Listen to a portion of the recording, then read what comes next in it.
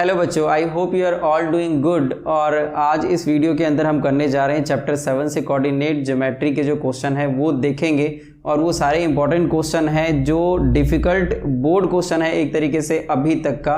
और जब भी बच्चे मैंने पूछा है, जब वो पेपर देकर आए हैं, तो उन सभी ने अभी तक इन सभी में मुझे डाउट बताया है। और तकरीबन ये जो काम है ये मैं कर रहा हूँ 2008 से। तो 2008 के बाद से जो भी बच्चे पेपर देकर आ रहे हैं उस सभी का जो सेट है वो मेरे पास में पड़ा हुआ है। और उसमें जो जो बच्चों की डिफ़िकल्टी है मैंने सब पे टिक लगा रखा है, ताकि जो नेक्स्ट ईयर जो नए सेशन में बच्चे आते हैं मैं उनको वो प्रैक्टिस करवाता हूँ। और वही चीज़ मैं आपके लिए लेकर आया हूँ।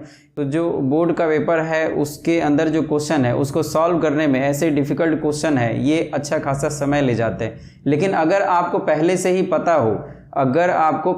पता हो कि ये सारे क्वेश्चन डिफ़िकल्ट है और अगर आप पहले से ही प्रैक्टिस करके जाओ, तो मैं ये सोचता हूँ कि आपका जो समय है ये बहुत सारा बच जाएगा। क्योंकि अगर इस टाइप का क्वेश्चन होगा तो आप फटाफट बिना टाइम लगाए हुए आप कर लोगे और इसकी वजह से जो समय बचेगा और दूसरे क्वेश्चन पे फोकस कर सकते हो।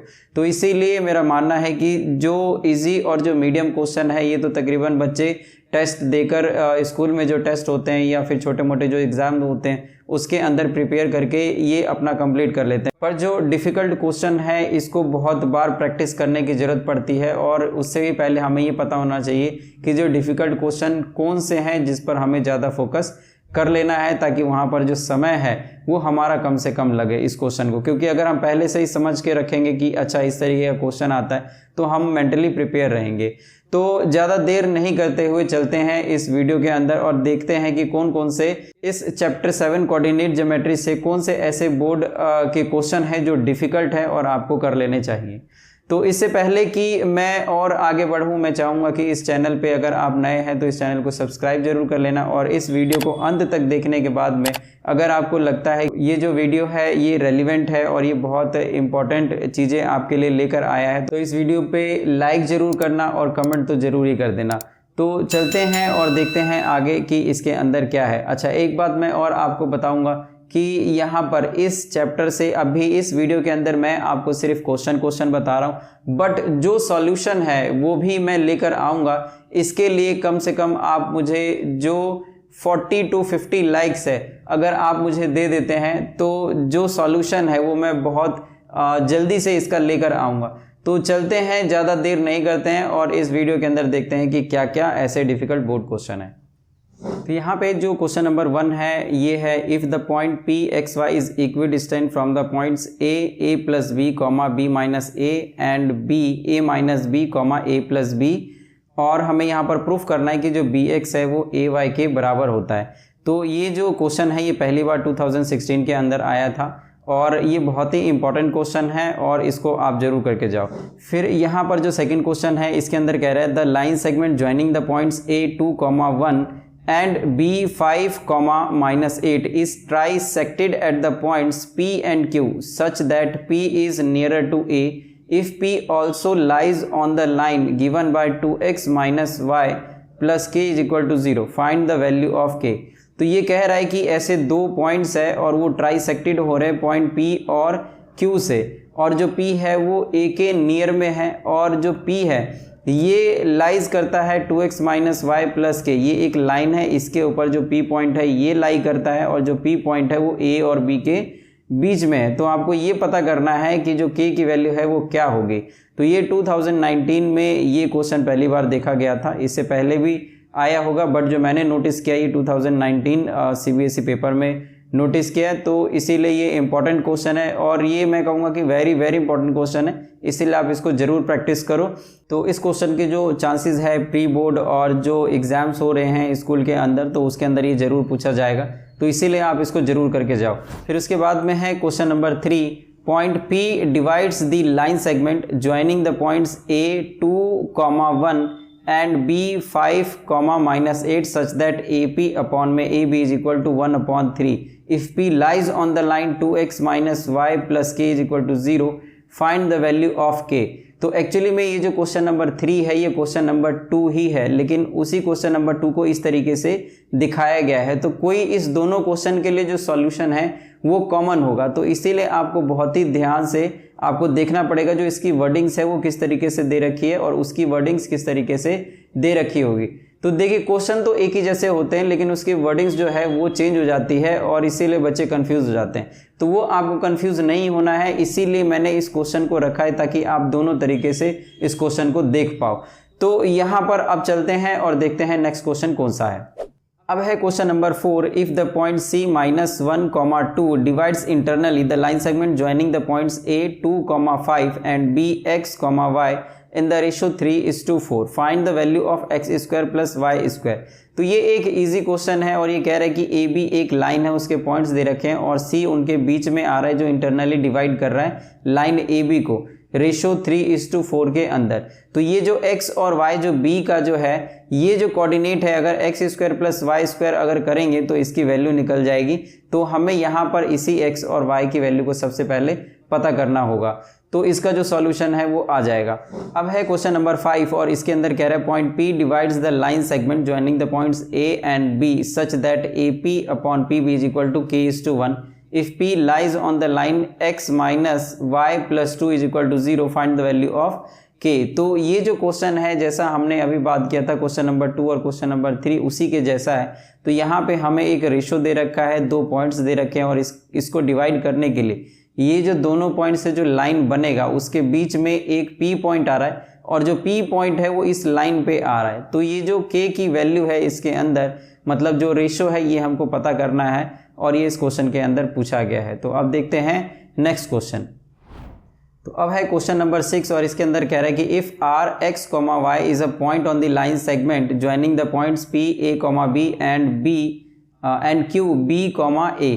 तो ये कह रहा है जो R है वो एक पॉइंट है लाइन सेगमेंट जो P और Q इसको इन दोनों को ज्वाइन करने से बन रहा है, उसके बीच में R कोई एक पॉइंट है। तो हमें ये प्रूफ करना है कि ये जो x + y है मतलब इस R का जो पॉइंट है x और y, तो अगर हम इसको प्लस करें तो ये A + B के बराबर होता है और ये पूछा गया था CBSE 2011 में। तो अभी तक आपने जितने भी क्वेश्चन देखे हैं वो सारे के सारे तकरीबन जो क्वेश्चन है वो सेक्शन फार्मूला पे बेस्ड है, इसीलिए सेक्शन फार्मूला आपको पता है कि कितना ज़्यादा इंपॉर्टेंट हो जाता है। तो इसीलिए इससे रिलेटेड जो क्वेश्चन है वो आप जरूर से जरूर अच्छे से अच्छे प्रैक्टिस करके जाओ। फिर इसके बाद है क्वेश्चन नंबर 7, यहाँ पे कह रहा है a line intersects the y axis and x axis at the points P and Q। तो जैसे कि कोऑर्डिनेट ज्योमेट्री के अंदर y एक्सिस होता है और x एक्सिस होता है, तो वहाँ पे P और Q 2 पॉइंट्स दिए हुए हैं और उसके बीच में जो 2, -5 है ये वो आ रहा है। तो यहाँ पे कह रहे हैं इफ 2, -5 ये मिड पॉइंट है पी क्यू का। तो हमको ये पता करना है कि जो कोऑर्डिनेट्स पी क्यू के हैं वो क्या होंगे और ये जो क्वेश्चन है 2017 में पूछा गया था और ये बहुत ही इंपॉर्टेंट है और ये आता रहता है, इसीलिए आप इसको जरूर प्रैक्टिस करके जाओ। तो अब देखते हैं क्वेश्चन नंबर 8। ये जो क्वेश्चन नंबर 8 है इसमें कह रहा है कि if the centroid of triangle ABC in which A, B और फिर B, C एंड जो थर्ड वर्टिसेस है C, A is at the origin. तो ये कह रहा है कि जो सेंट्रोइड है इस ट्राइंगल ABC का जो इसके वर्टिसेस हैं ABC इस तरीके से इस ट्राइंगल का जो सेंट्रोइड है वो ओरिजिन पे है और हमें ये कैलकुलेट करना है कि A³ + B³ + C³ ये क्या आएगा। तो यहाँ पे जो सेंट्रोइड वाला जो क्वेश्चन है ये कटा हुआ है सिलेबस से इस साल के लिए, बट क्योंकि मैंने एक सैम्पल पेपर में इसको देख लिया इसीलिए यहाँ पर मैंने इस क्वेश्चन को एक बार जगह दे दी है ताकि आपसे कोई भी जो क्वेश्चन है अगर इधर उधर से पूछ ले तो आप अटको नहीं। तो हालांकि ये जो सेंट्रोइड है ये बहुत ही इजी कॉन्सेप्ट है, तो इसको आप जरूर करके जाओ और जब नेक्स्ट वीडियो करूँगा तो मैं इसमें सॉल्यूशन भी दूंगा। अगर आप सॉल्यूशन कर लेते हैं तो वेल एंड गुड। फिर अब देखते हैं नेक्स्ट क्वेश्चन। अब है क्वेश्चन नंबर 9 और इसके अंदर कह रहा है कि if A 5, 2 B 2, -2 and C -2, T are the vertices of right angle triangle. तो ये तीनों के तीनों ये वर्टिसेस है राइट एंगल ट्राइंगल के और एंगल B इनका 90 डिग्री है और हमें ये पता करना है कि जो T है ये क्या होगा। जो यहाँ पर C के अंदर जो ये T है इसकी वैल्यू हमको पता करना है। तो ये क्वेश्चन नंबर 9 हो गया और अब देखते हैं अगला क्वेश्चन। अब है क्वेश्चन नंबर 10 और इसके अंदर कह रहा है कि जो बेस है BC, the base BC of an equilateral triangle ABC lies on y axis, the coordinates of point C are 0, -3, the origin is the midpoint of the base, find the coordinates of the points A and B, also find the coordinates of another point D such that BACD is a rhombus. तो ये कह रहा है कि जो base BC है equilateral triangle का, जैसे कि ABC एक इक्विलेटरल ट्राइंगल है और इसका बेस BC ये y एक्सिस पे लाइज करता है, और फिर यहाँ पर the coordinates of point C, जो C का जो कोऑर्डिनेट है वो 0, -3 है, और जो ओरिजिन है वो मिड पॉइंट है इस बेस का, जो BC बेस है इसका ये मिड पॉइंट है जो ओरिजिन है। फिर कह रहा है find the coordinates of point A and B, तो A और B का जो कोऑर्डिनेट्स है वो क्या आएगा, also find the coordinates of another point D। तो कह रहा है कि अगर एक दूसरा जो पॉइंट है D जो कि BACD रोम्बस बना रहा है इस तरीके से, तो ये जो D पॉइंट है ये क्या आएगा, तो ये हमको पता करना है, और ये CBSE 2015 के अंदर आ रखा है पहली बार ये क्वेश्चन। तो अभी देखते हैं नेक्स्ट क्वेश्चन।